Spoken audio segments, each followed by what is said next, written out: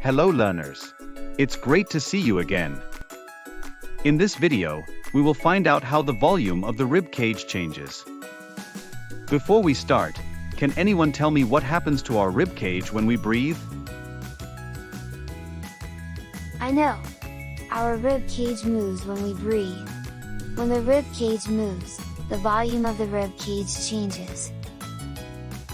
But how does the volume of the rib cage change? Well, let's find out. For this experiment, you will need a bucket with a handle. Here, the handle of the bucket represents the rib in our rib cage. First, move the handle up. Observe the space below the handle as you do so. Pause and observe.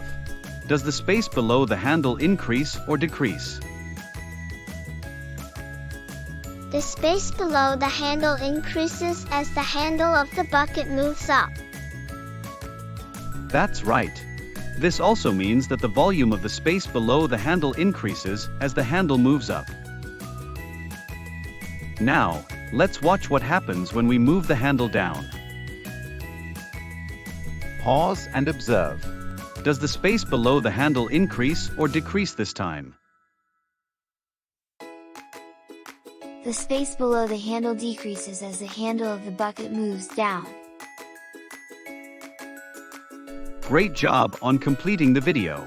I hope to see you soon.